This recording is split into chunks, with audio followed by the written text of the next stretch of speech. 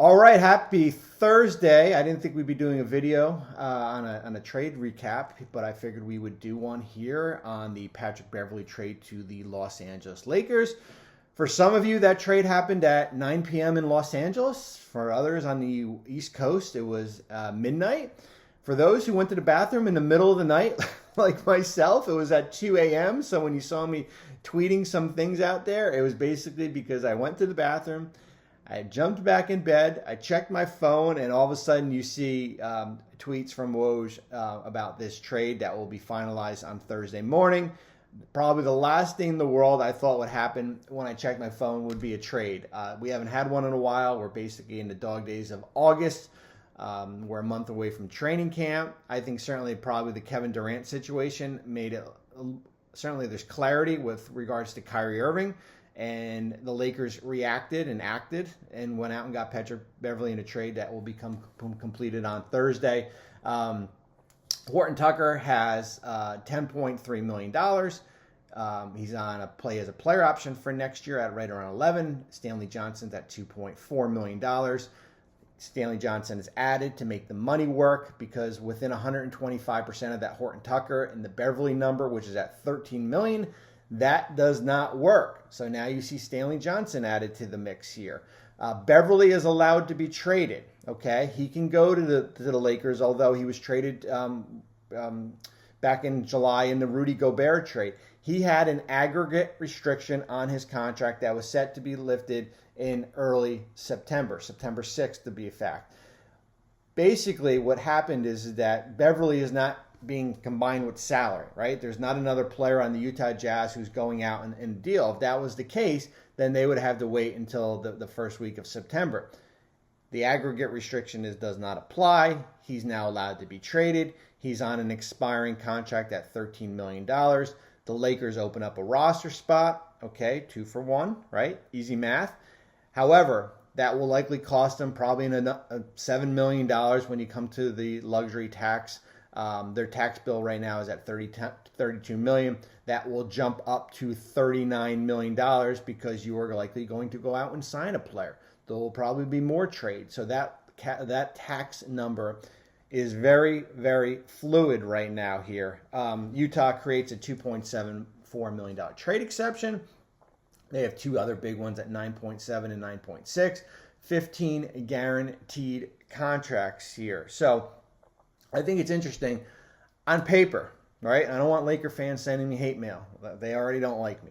On paper, from a basketball perspective, I think Utah probably won the trade. As far as the 2 best players went to Utah, right? But let's walk through this exercise here. When you look at Horton Tucker, who's only 21 years old, and Stanley Johnson, who's a big wing at 26 years old.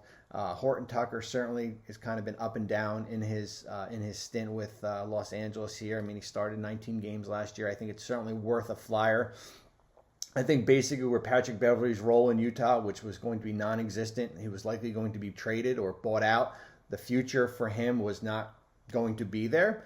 So you go out and you take a flyer on these 2 young players, who's 21 years old. We'll see what happens with Horton Tucker's player option for next year. Maybe becomes a free agent. I think he'll play a lot in Utah as far as where his role is going to be. They needed some depth at the, I guess, I look at him as more of a 3, undersized 3 here. I think Stanley Johnson will play. We'll see what happens with Rudy. He'll probably play Rudy Gay minutes. I don't see Rudy Gay's future in Utah, although he's got a player option for next year here. So just looking at it from a pure basketball on the court, Horton Tucker and Stanley Johnson, you certainly would rather have them in Utah than Patrick Beverley, who basically his role as a 34-year-old team on a team in transition is not there, okay? However, now here's the big however. Like Patrick Beverley is a disruptor in a good way. He impacts your locker room. He breathes life into an organization here. I mean, just go back on his track record with the Clippers, certainly with Houston, certainly last year in Minnesota. He will impact this roster in a good way. The Russell Westbrook dynamic is going to be fascinating to watch here as far as how those two are going to get along. We've been saying all along, how this Laker team can succeed is if they get complete buy-in for Darvin Ham, right? When Darvin got hired, I was asked, how can Darvin, how can he succeed?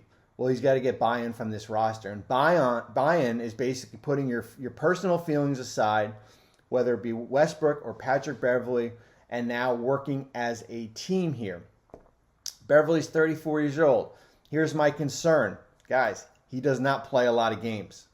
That's my concern. 95 games in 2 years. 37 and 58 games. He's hurt a lot, right? There's a lot of knickknacks here. He plays his tail off, but he's more in street clothes than he is on the bench. Will that change in Los Angeles? We'll see. Will he start in Los Angeles? Possibly. I mean, you can roll out Westbrook, Beverley, LeBron, AD, Thomas Bryant.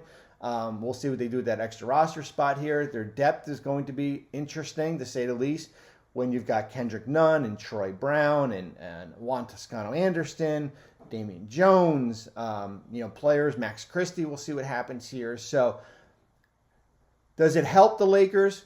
Yes. Do they give up probably the two best players in the deal? Yes. So you're thinking wait a minute, they gave up the two best players, but it still helps. It's the Beverley. It's basically, look at it when one of these, a coach gets hired at a college to go in and basically turn a franchise around, but you really only want that guy for 1 or 2 years, right? You want him to turn around, and then basically he'll wear out his welcome at the end.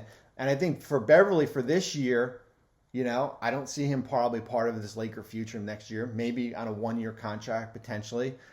He can come in and, I said, be a disruptor, kind of just change that dynamic of the locker room, basically become an extension of Darvin Ham's coaching staff, and he will help. So I understand it from the Lakers' perspective. It's interesting that Talon Horton's trade value went from this big trade chip to now basically getting Patrick Beverley in a deal. So the Lakers for next year, which is 2023-24, next offseason, they could have up to $34 million in cap space. AD, LeBron, Max Christie, Damian Jones. Those are the only 4 players that are under contract. Utah's well below the luxury tax this year, about $10 million. They'll have flexibility next year with that roster here. So we'll see what's next. The Lakers still have those two first in 27 and 29. Westbrook is still on this roster, but it's an interesting trade all around based on Utah getting 2 young players, 2 wings, as far as in Horton Tucker and Johnson. There's good value there. It's basically, this is going to be a tryout year for them.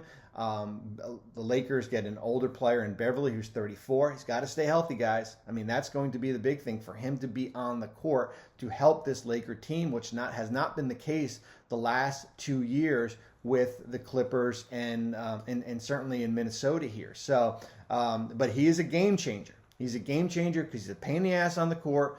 He's a good locker room guy.